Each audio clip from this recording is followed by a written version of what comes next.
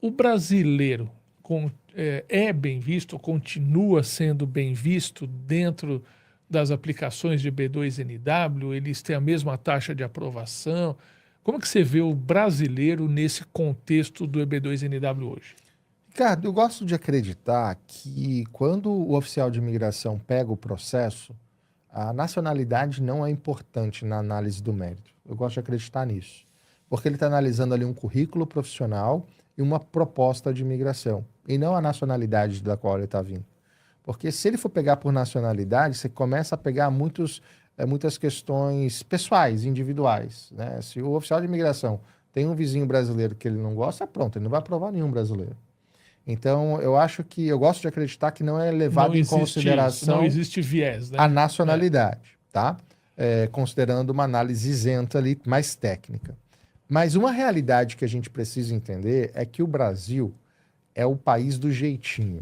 E a gente dá jeitinho para tudo, inclusive para tentar conseguir um green card nos Estados Unidos. E é um dos poucos países, eu não vou falar único, mas é um dos poucos países onde o aplicante tem a coragem de entrar com o processo sem assessoria nenhuma de um advogado. Não, eu vou aplicar Que e pode, vamos. né? Se você não E sabe, pode, pode. e eu não estou falando para isso para desencorajar. É que a gente precisa ter consciência do nível de complexidade que é o processo e um projeto desse, para caso a gente queira assumir de fato, a gente assumir com consciência do que a gente precisa, né? Então, pegar um processo pronto na internet, trocar o nome e aplicar, não significa aprovação. Contrário, significa um dos maiores índices de reprovação. Mas não é por conta da nacionalidade, é justamente por conta do jeitinho. E além disso, hoje está sendo cada vez mais comum pipocar especialista do nada na internet, especializado em EB2. Como que se ele especializou? Ele contratou um escritório de advocacia para aplicar o dele, ele acompanhou, pegou tudo pronto e depois ele vende dando orientação como se ele fosse especialista daquilo, É. do processo que ele comprou de um escritório. Infelizmente, essa é a realidade. E isso se reflete num número, um percentual mais alto de reprovação para brasileiros do que o do restante do mundo. Mas veja, eu não acho que isso tenha a ver com nacionalidade.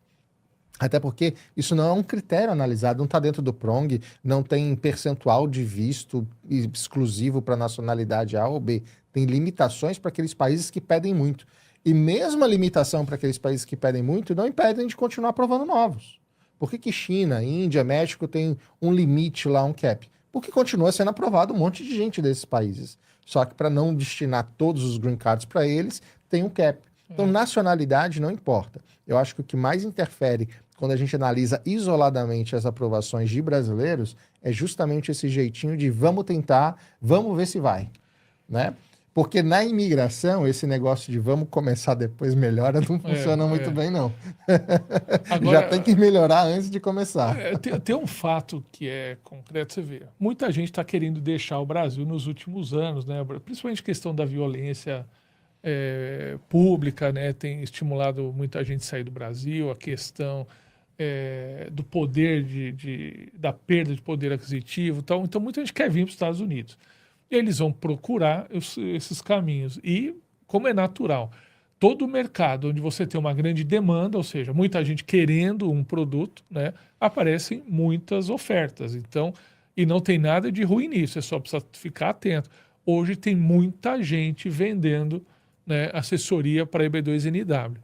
E aí tem, inclusive, tentativa de reserva de mercado. Tem muito advogado recém-formado que vai querer se vender, porque é advogado recém-formado, fez um ano de curso aqui, vai falar que ele é mais capacitado para fazer o teu processo, e você tem gente antiga, experiente, fazendo processo com mais eficiência, inclusive que às vezes nem é advogado nos Estados Unidos, é advogado no Brasil. Falando nisso, nós temos dois advogados dos Estados Unidos, né, que a gente chama de bar attorney. Exatamente. No escritório do Davi M.A. Internet tem dois advogados brasileiros, doutor Gabriel e doutor Alain, né? São formados aqui, mais os advogados do Brasil, tá? Mas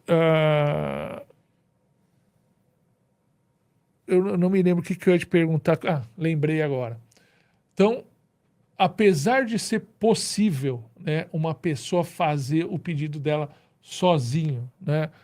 e sabendo de todas essas diferenças de advogados e assessores que tem no mercado, né? ah, Quais são as diferenças ou qual é a fórmula de uma petição bem-sucedida? Uma petição que vai ser aprovada. Vamos lá. Se tem uma fórmula que a gente pode aplicar, eu vou pegar os 3 prongs e vou explicar como a gente vence os 3 prongs. Primeira coisa, para você ter mérito substancial, você precisa entender exatamente, de forma sucinta e clara, o que você pretende fazer. Qual que é o seu produto ou qual é o seu serviço.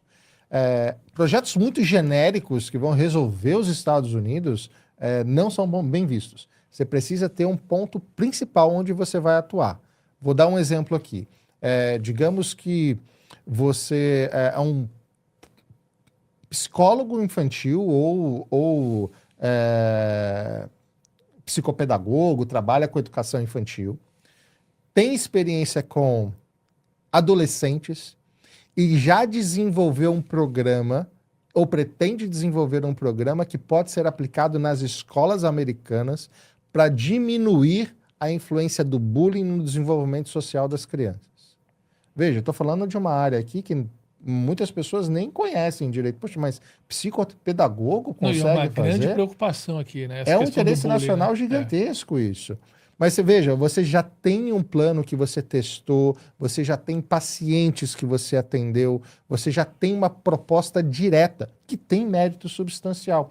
Qual que é o mérito? Tentar diminuir o impacto do bullying na vida social dos adolescentes. Qual que é o interesse nacional disso? Gente, se vocês soubessem o impacto que isso de fato tem, o quanto que criança... Só ver a série que mais faz sucesso na Netflix lá, o Adolescência. Bombou. Bombou por quê? Porque aquilo é a realidade de muitas escolas. É que os pais não conseguem enxergar aquilo. Então, e é até bom, né? Quem está aplicando agora, aproveita esse hype aí, porque é uma proposta bem interessante de aplicar. Então, você consegue demonstrar de forma clara o mérito substancial do seu pedido e o interesse nacional.